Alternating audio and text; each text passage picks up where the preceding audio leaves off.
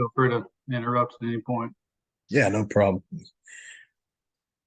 All right, please be joined this time by Coach PJ Katz, Brookwood offense coordinator. Coach, thanks for joining me. Wide bunch, baby. I love it. I'm already hooked. Yeah. Awesome.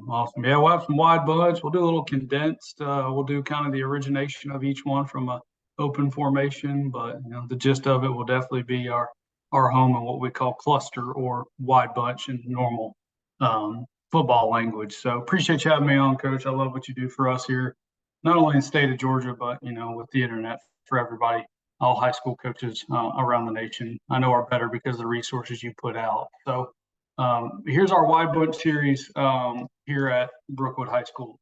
So where this thing originated from when we started getting into more wide bunch stuff. There's my family real quick. If you want my phone number, it's there as well. My punt coverage team is still running down the field as we speak too. So how it all originated, right, was wide bunch started when you just don't have the dudes at receiver that can win one-on-one matchups. Bunch them up, change the way defensive structures have to play from a coverage standpoint, and let that roll. So before we get into that, I wanted to cover this real quick. Stole a little bit of this from Ohio State, right? We all steal things. How we used to teach mainly the quarterback was, all right, here's our screens, our quick game, our drop back. You can read the list. And here's the drops that fit with them. Well, now we've changed it so we can also not only teach the QB and make it more friendly, we think, but everybody. So we broke it down into different categories now, and our wide bunch series fits in all these categories. So every single one of these that you see right here, won't give you all these today, but we have a concept in wide bunch that can go in every single series, which allows us to be very multiple and not have to reteach a lot of things based on the way we categorize it. So now we go fast screen, slow screen. What area of the field are you reading for the quarterback? Okay. All right. So you're looking at kind of these right here. That's your area field read. And then we group for verticals into its own, along with the red zone and then combos, right? 2 players for 1 word. You call out, which is go flat. That's actually 2 players, and that's how we group that. So really like how we do this. It's made it easy to game plan. It's made it easy to teach the quarterback what we're trying to do. So here it kind of is laid out in picture form.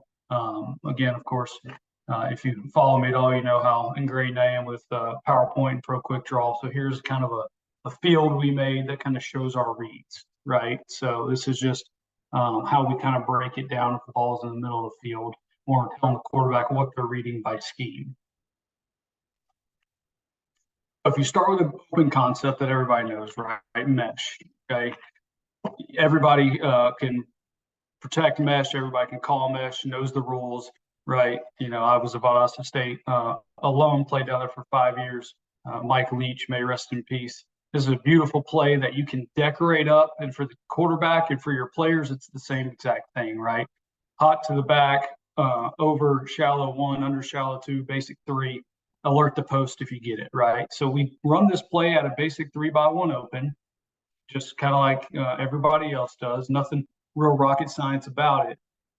So I got a clip right here to show you guys. Again, when you do it, as we all know with the hashes and the formation structure in high school football, you got to reduce your formation a little bit so your crossers aren't running from far distances.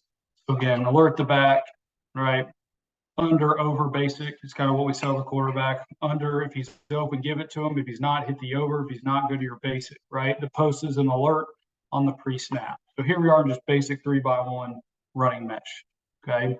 Which, when you have fast dudes, you got guys who you can get out in space, a great way to run it.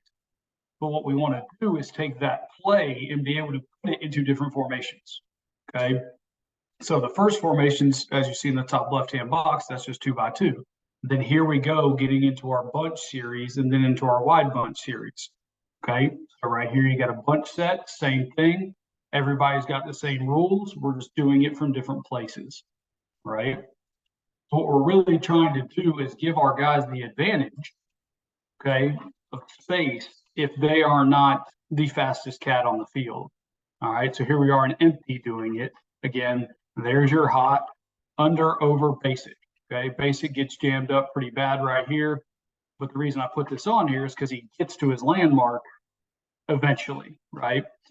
So we'll do it out of every formation. So mesh for us is 3x1 open. It's in 2x2. It's in 2-back, right? And we're not the traditional mesh. Just so if you're watching this, we do not teach settle and windows. We are running all the way, and we'll bring a dig or we'll bring some sort of OTB behind it. Okay. Mesh isn't really our home play that we're going to do all the time. We don't see a ton of man, but I absolutely love crossers going through zones. Get those backers chasing things and open up windows. So we're not out there with the barrels for zone and man for my guys who have been in air raid before. So we're always going to run. But here it is now in wide bunch. Okay. All the rules are the same, right?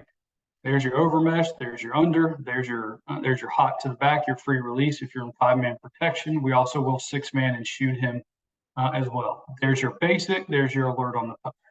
Okay, so just because we go from trio to what we call, empty to bunch or bundle to cluster, it's all the same thing. So here's a look at it in cluster. I like doing it this way, especially when the ball gets on a hash, because as we know, if you put your receiver out here in open 3x1, if you don't have a dude back there at quarterback, that guy's dead, and the defense knows it. You're not able to get him the ball. Okay, we were fortunate enough this year. We had a dude at quarterback who could do it, but here we are getting down in the cluster. Okay, so again, everybody's getting to their same exact landmarks with your over and your under mesh, your basic, and then your alerted post as well. You're back down here as your free release. Okay. Variation, right? Everybody's big on building. So now here we are in cluster again, gonna act like we're running mesh, but we're gonna run mesh return, right? So old school air raid 92 return, here it is, okay? The difference is now this week, and this is where, you have smart players, you tell them we're playing Newton High School. And if you line up in regular cluster versus Newton, right? Go back a clip. If you line up like this versus Newton, they're gonna walk this guy down and press the point and get all over him, right? And then they're going to play first in, first out. So going into that game, we knew a subtle change. If you put number 1 on the ball, that changes everything about coverage. All of a sudden, that guy who's about to press the point backs up, and they loosen things up. Okay. So we didn't give it a new formation name. We just told them Monday morning when we met with them, hey guys, this week for cluster, number 1, get on the ball. Number 2, get off. So we're shifting to empty here. That doesn't change it. You can see here by him being on, this dude would have been walked up if our Y was on right here, if Stone was on the ball. But since we put Patrick on at number 1, it loosened him up. The same thing, mesh return. There's your pick that's going to come as well. Basic post. Rules don't change. There you go. Hit the return. They lose them. Big gain right there on 3rd and long. So a good change up. Okay, now let's look at spacing real quick. All right, again, we're traditional, like most everybody with spacing. We're going to put somebody over the ball, somebody in the SAM window. So this is a SAM read play for us. We're going to take the top off of some sort of route to make sure that we get anything, corners or safeties, depending on coverage, get out of there.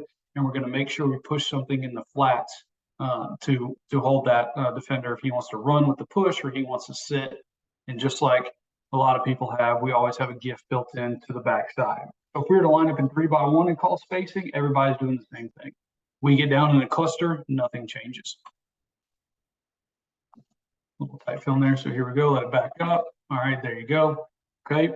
So again, what we're telling the quarterback, alert the gift, we're off of it, and then it's a very inside out read. 1, 2 to 3. Okay. He alerts the post pre-snap based on coverage. 1's there, he's going to put it on him, tight turn, get upfield. Put in that Sam read, putting him in conflict. Okay. And another thing I will say as well, when you're talking about wide bunch, look at the box, right? When you push out, they had a 6-man box, and there he goes. If your Q, as we know, can run just enough, didn't have to be a world beater, we're all good with numbers. There's 5, I have 1 more, so there's 6.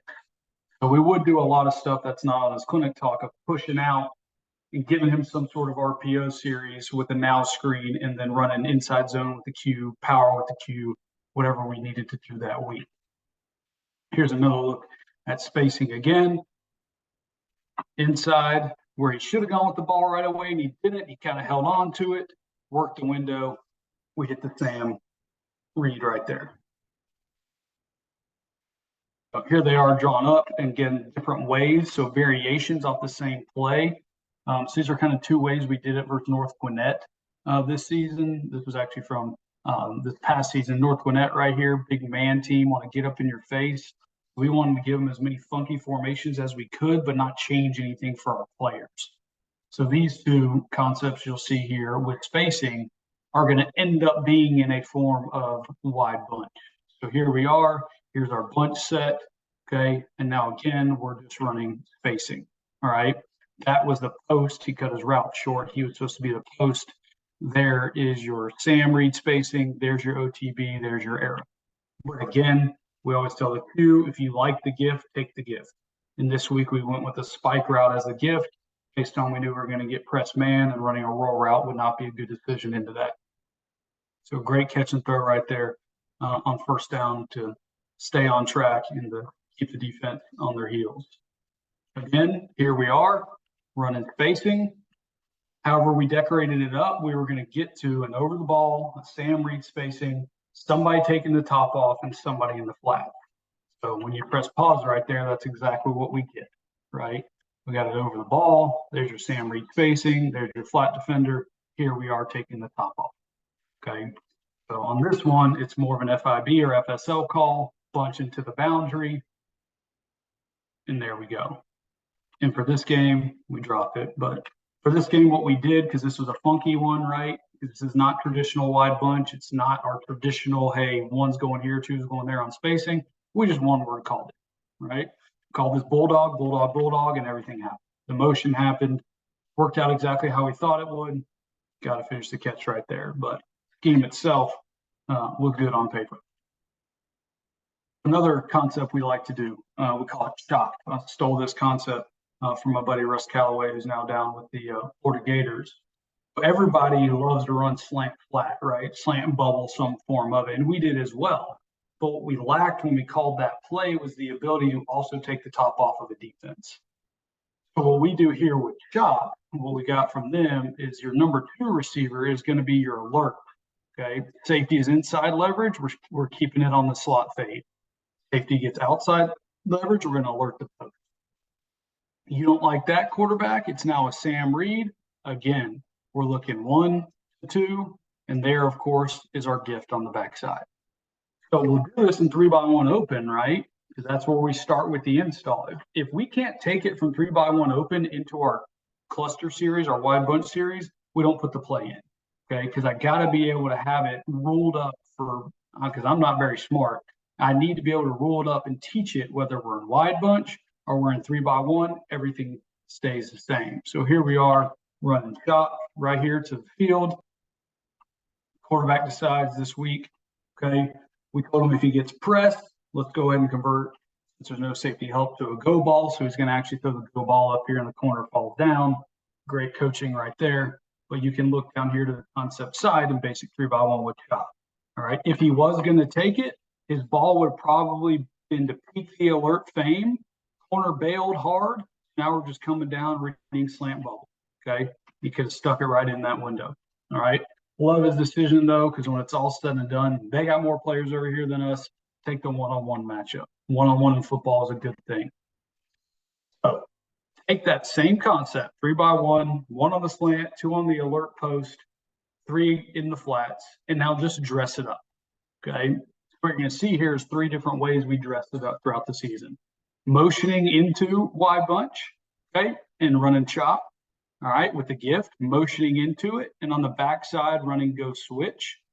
And then starting in a tight bunch, orbit motion number 1, and then send the back out. So at the end of the day, you still get the alert, you get the slant, you get the bubble. Okay, decorate the thing up depending on who you're playing that week. So here we are. We're going to miss the read again on this one. All right, Q going to Alabama isn't perfect. Missed the read. Check out the field. Okay, he doesn't like the alert. All right, he's off the alert. So now we're right on the sand. Sandbacker chases. The ball should have gone right here, right now. Walk-in touchdown. Okay, scramble out and throw one. but had a holding call because our left tackle wasn't expecting a scramble on this type of call with the protection we had. Right? We could have let that ball go right now. Okay, that's exactly what we were looking for with the way that they played the wide bunch series. All right. And the big indicator of wide bunch is defenses can only have a couple ways to play that. Okay. Here we are versus Mountain View. You motion into it, they backed up. Again, alert, the slot fade or the post, don't like it, slant to the bubble. Sam runs out of the window, we put the slant, make somebody miss and go score, make a big play.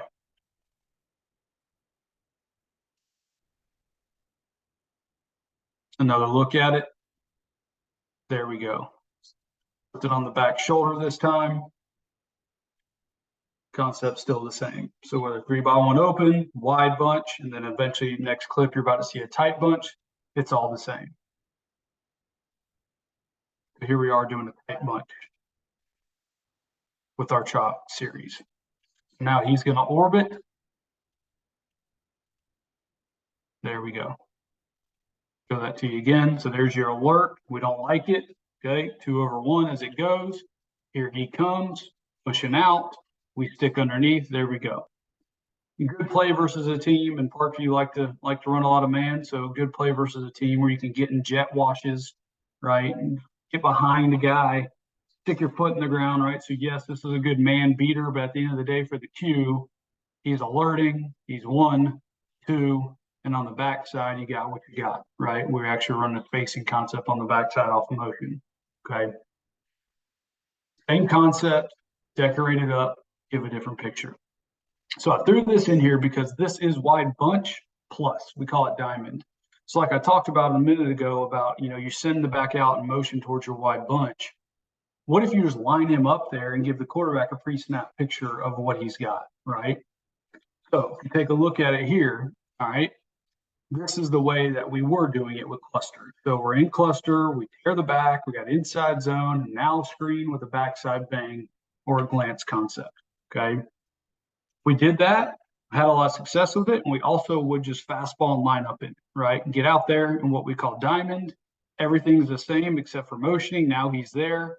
And the thing I love about cluster blocking when you're doing now screens is you can teach them like O-linemen, right? We get down there at the O-lineman and we go, hey, here's how you can get hip to hip. We want to press up on if somebody's on the point.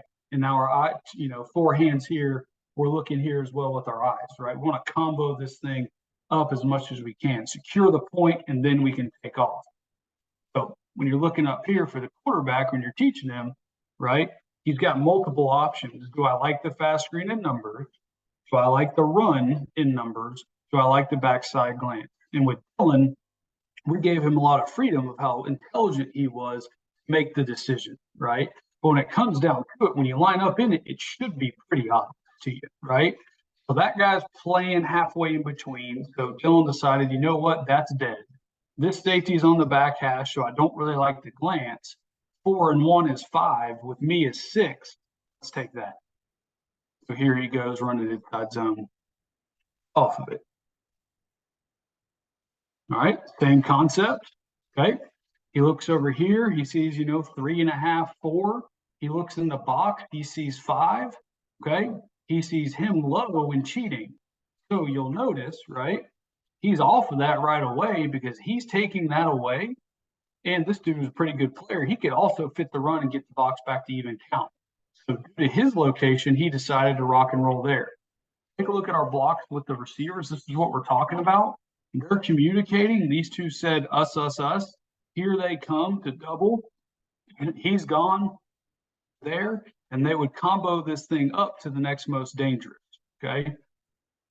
So there it goes. Now, not a great job at the end of it, but again, my biggest thing with those receivers is let's secure the point of attack, get this thing going downhill, and let our players make plays, right? Of course, I'd love to see them double this guy, come up here, let that guy make the tackle from fake, right? Let's secure the point, and then we'll move on from there. So same game, different series, different half. That we ripped them pretty good with that. We also ran it one time with the quarterback as well. So now the backside safety, as you see, is starting to creep over here to get numbers for box and or to get over here to help with the fast screen. So backside one-on-one, there it is. Your best player back there, let him go make a play. Okay. We don't give a tag to the lineman to let them know, hey, we're about to pass it right here. The cues just know that it's a catch, rocker step, let it. We don't have time to hold on to that ball. So maybe a little bit quick, fast, and in a hurry, but that's kind of our wide bunch series. We want to make sure that what we do and what we take into it can fit any concept that can be 3x1. It can be 3x1 wide bunch. It can come in a 3x1 tight bunch. We will do 4 verticals. We'll do 4 vertical switch out of it, right? We'll do the post switch concept as well. We have more that we do, but it's been very friendly to us to change things up for the picture of the defense. And also too, if my guys aren't as fast as your guys, that right there helps me gain an advantage. Yeah, I think nowadays you're going to have you got to spread the field. And you're going to have to run condensed sets too. And you're going to have to, now it's even more, you got to find that third in between, which is probably this, where you're spreading Right. the field and condensed, because the defenders are so good playing in the gaps between people. And I love bunch because it gave, when we struggled to spread the field, it always was because the outside backers were shooting inside or on the run game for an outside or in the screen game or whatever. The bunch stuff was so much better at making it difficult for the defenders to get a big play on us. You know, we had numbers up the point, and we ran a ton of this, and we did a lot of running the ball and throwing the screens. Mm-hmm. So we spent a ton of time on the us blocking, and we had a tag for everybody could block the point guy. What gave you guys the most problems when that guy playing the point was really good? I mean, when the guy, yeah, exactly. So that's so Newton was like week 7, if I can remember correctly, 7 or 8, and we were like, wait a second, just back the point guy up and put number 1 on. We did it in practice versus our defense one day. I just yelled out there and told them to switch, and all of a sudden our defense sat back, right? And I coached defense for a year, so I'm definitely no savant, but all of a sudden I was like, wait a second, they're playing that differently, right? Yeah. And so we did it to Newton. That's the biggest thing, is just put number 1 on the ball. It's still a wide bunch, because that's the thing that can ruin the plays if they press that point, right? And they stop him from getting off the ball, and you got a concept called, everybody's going to run into each other. So make sure your point guy can get free. So if you got to switch it, put number 1 on and rock and roll. I'm sure the same thing would happen if we tried to put like number 3 on, right? They would lose. If somebody had a really good player playing the point, and for whatever reason you didn't change the formation, what concept was the best thing to go to take advantage, for lack of a better word, maybe, that they're so aggressive on the point yet?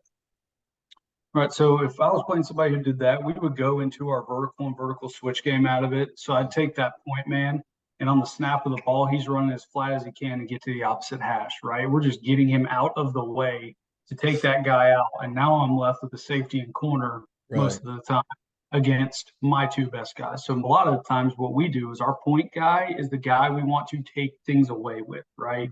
He's taking things away so the other 2 can. So your best on probably not my best is what's going to happen there. Clear him out, and now we'll run just straight verticals, where we'll read the safety, running the dig, running the sit, or we'll vertical switch, take number 1 up the seam, and now take 3 all the way on the wheel. So in front of the defense, they're seeing that, right? There goes the point guy, and now here comes number 3 all the way around. So we will do that as well. And then we also do, a basic hitch concept, right, that I'm sure a lot of folks do. We'll send him right now, take the point, send him second to occupy the corner, and then we'll put him third into the window. So that's been good to us as well. So if you're talking you need 3 to 4 yards, I like that concept. If you have the opportunity to push the ball down the field, I like going vertical or vertical switch. Yeah, that's a great answer. I just know we had that question a lot. I love we could do a whole nother about 5 hours on that first slide you had with the Sam Reed and the different type of drops you had. Yeah, this is so different than even it was 4 and 5 years ago, how we would teach the quarterback. And I remember, definitely 20 years ago, we taught the quarterback basically deep drop and quick drop, or 3-step, 5-step, and under center, 3-step, 5-step. But now you Right, just say quick drop, they could kind of rock or step and throw, or they gather and throw. And then, right. and over the 10 years or so after that, I found myself making up exceptions to all those drops. You know what I mean? Like it's kind of like this play, but you're going to have to do this other. And as you add in the RPOs, and yet I don't Right, know that we ever had anything as clean as that to say, okay, here's right, where we are. The right. play's going to fit one of these. So I think that can help some people too.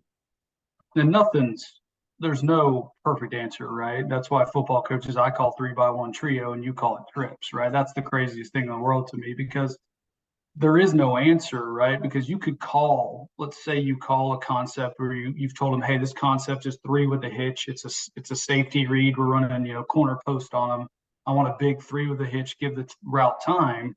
Then the coverage indicates to take the gift, right? And the Mm-hmm. gift might be a catch, cock, and throw.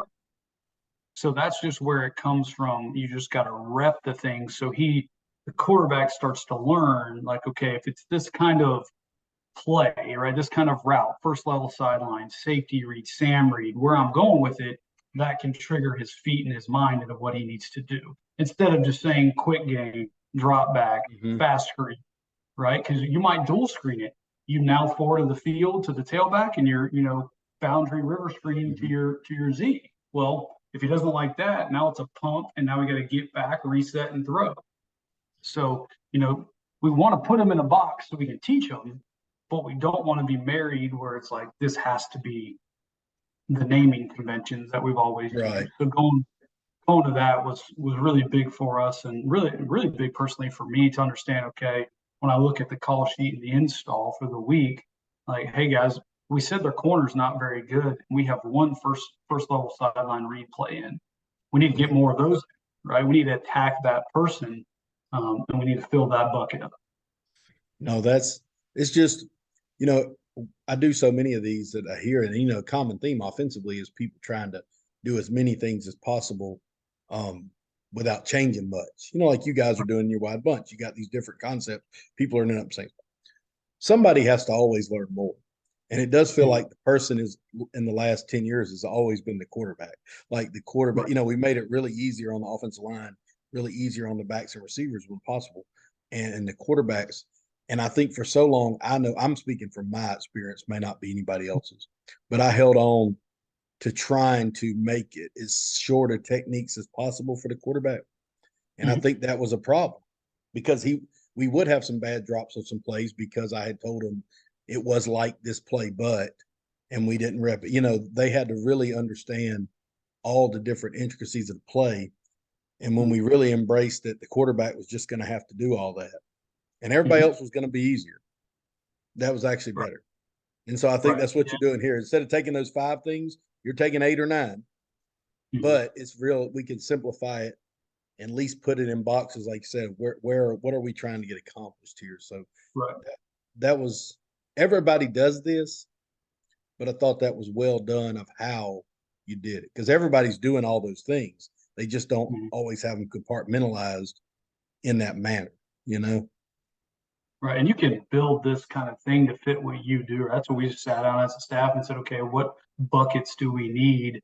And these are, of course, we have red zone goal line and we have some like max protect, post cross. Like, what is that? That's a max protect play action, right?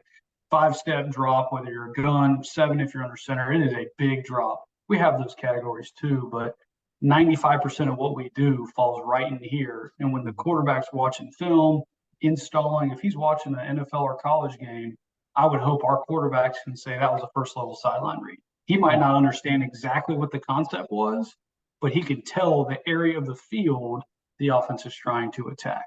Same Mhm. thing with RPOs, right? We take the same thing and put it into RPOs. Instead of saying safety read, if it's to the boundary, it's now the void, right? If it's to the field, it still stays a Sam, and so you can build the buckets that make it very easy for the kids to understand. Oh, okay, this is a safety read. Well, then look at the safety, right? Mhm. I don't care what anybody else is doing. Yeah. Look at him. Well, coach, you guys, y'all do a good job. That's why I always want you on here talking. So I really do think that. I think you guys do as good a job as anybody of getting getting the concepts taught, having a bunch of stuff in, but not having to teach a bunch of stuff. And man, Gwinnett County football, man, big time ball. You guys have a lot of stuff. A lot. That's the thing, people listen to this, be single A schools, be 7A schools, and BP from outside of Georgia too. But